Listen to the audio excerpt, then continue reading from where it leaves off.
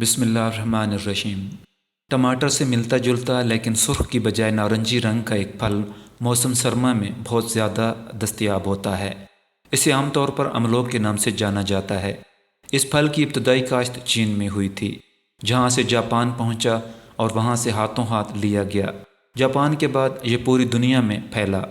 اس طرح اس پھل کو جاپانی پھل بھی کہا جاتا ہے۔ انگریزی میں اسے شیرون فروٹس بھی کہتے ہیں۔ ایک درمیانے سائز کا پھل تقریباً 100 گرام وزنی ہوتا ہے اور اس میں لگ بھگ 80 کیلوریز ہوتی ہیں۔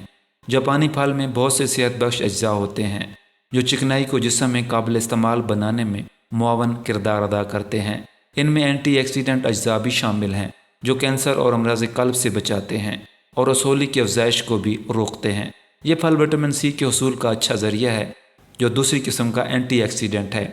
ایک پھل کھانے سے روزانہ ضرورت کا 80% وٹامن سی ہمیں مل جاتا ہے۔ وٹامن سی ہمیں مختلف متعدی امراض سے محفوظ رکھتا ہے۔ وٹامن بی کمپلیکس مثلاً فولک ایسڈ، پائریڈوکسن وغیرہ اس میں شامل ہیں۔ وٹامن بی کا یہ مجموعہ ہمارے جسم میں تیار ہونے والے مختلف انزائم کی کارکردگی میں معاون کردار ادا کرتا ہے اور ان سے کھانا ہضم کرنے میں مدد ملتی ہے۔ تازہ املوک میں اینٹی آکسیڈنٹ مرکبات مثلاً وٹامن اے، بیٹا کیروٹین، زی ایگزیتھین بھی شامل ہوتے ہیں۔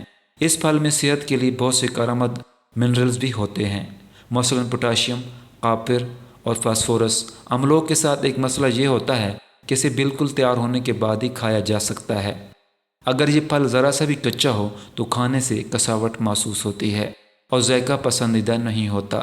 دوسری جانب یہ اتنا نازک پھل ہے کہ اسے ذرا بھی ٹھیس لگ جائے یا کسی نوکدار چیز کا کونا لگ جائے تو پکنے پر وہ خراب ہو جاتی ہے اور وہاں سے دھبا نمودار ہو جاتا ہے۔ اس لیے پکاتے وقت اس کا بہت خیال رکھا جاتا ہے۔ پکنے پر یہ پھل شہد کی طرح میٹھا اور گودے سے بھرا ہوتا ہے۔ جاپانی لوگ اس پھل کے دیوانے ہیں اور اب پاکستان میں بھی اس کی مقبولیت بڑھ رہی ہے۔